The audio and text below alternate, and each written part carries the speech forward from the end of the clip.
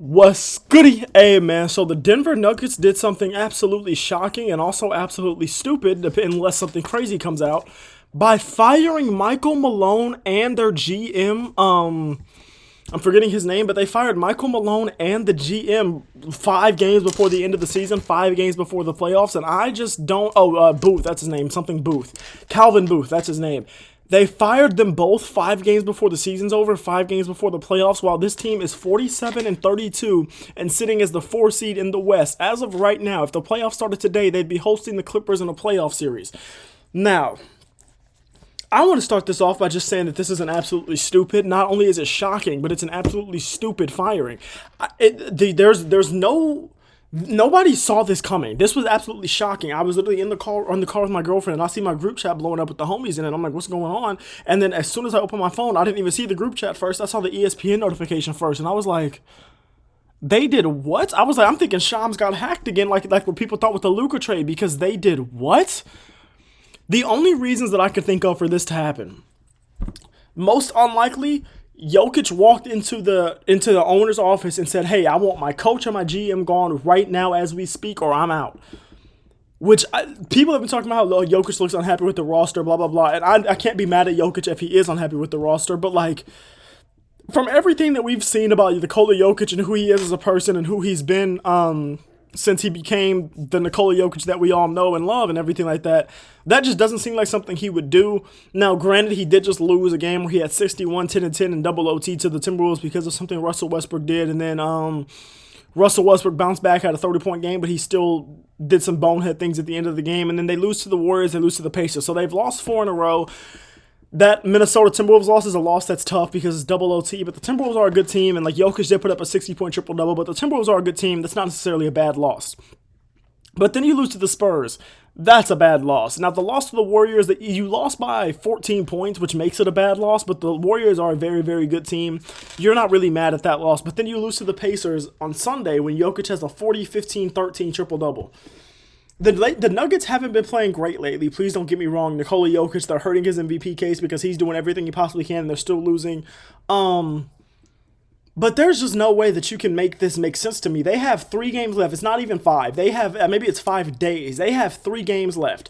The Kings, the Grizzlies, and we still don't even know why the Grizzlies really fired Taylor Jenkins, but the Kings, the Grizzlies, and the Rockets.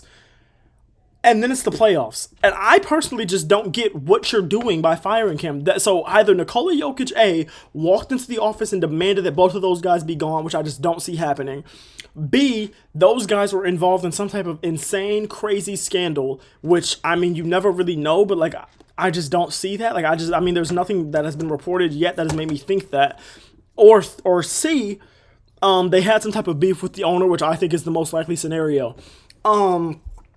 No matter what it was, unless it was Jokic coming into the office and telling them, hey, I want him gone, I don't know how the Nuggets are going to be able to save face with Jokic here. I don't know how they're going to be able to kind of get Jokic to be okay with this, especially not at this time. Now, if you would have done it earlier in the season, maybe if things weren't going great, if you would have had a really disappointing season, I think you could have got Jokic to be on board with it. But 3 games before the end of the season, 5 days before the playoffs start, when you are going to host a playoff game and you have a guy that is, in my opinion, the MVP of the league, and this is what you do, this is the coach that won y'all a championship in 2023. Now, obviously, Jokic was the main part of that, but like he's a championship-winning head coach. When all of your guys, Michael Porter Jr., Jamal Murray, and Nikola Jokic have been healthy, especially leading up into this year, you were one of the scariest teams. Before going into last season, we thought a lot of people were picking you guys to repeat before the Celtics won it last year. Now, don't get me wrong, in the playoffs last year, yeah, you had you lose to the Timberwolves and everything like that, and that's not great. You blow a 20-point lead or 15-point lead in a Game 7 at home, and that's not great. But none of that makes it logical for you to fire Michael Malone and Calvin Booth. Sure, I don't think the Nuggets have put absolutely the best team around Jokic this season, don't get me wrong.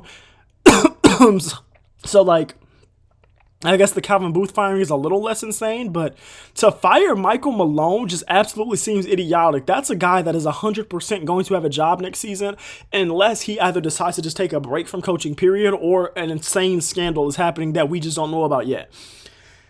And I just don't. I think every NBA fan was somebody that really was going to believe, hey, Jokic is probably going to be in Denver for the rest of his career. He's probably a for lifer. He's probably going to end his career on that team and only finish playing on that team. But when you've got an ownership that's doing something like this, I think that puts all of that in jeopardy because what? And again, unless Jokic endorsed it, what? It doesn't make any sense. And I haven't seen any possible reason that would make this make sense. And until more information comes out about it, I don't think it's going to make sense. And unless it was Jokic asking for it or they were involved in some type of scandal, it will never sit right with Jokic or Nuggets fans, in my opinion. And man, it's shocking. I think it's shockingly stupid. Like at first it was the Grizzlies, and now we have Now, for first it was the Kings, really, but then people didn't get too mad about that one because things started to look good under their interim head coach, whose name I'm forgetting right now, but I know who it is, but I'm forgetting his name right now.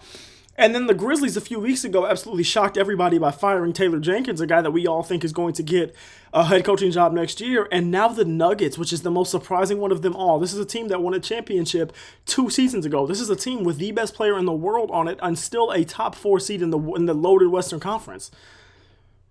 I just don't get it. I just don't get it. So let me know what y'all think about it, bro. Let me know if y'all have any opinions or anything that y'all are thinking of, or any conspiracy theories that y'all are thinking of, because right now it just doesn't make any sense. So yeah, bro. I love y'all. Thank you for watching. All glory to God. Bye. Like.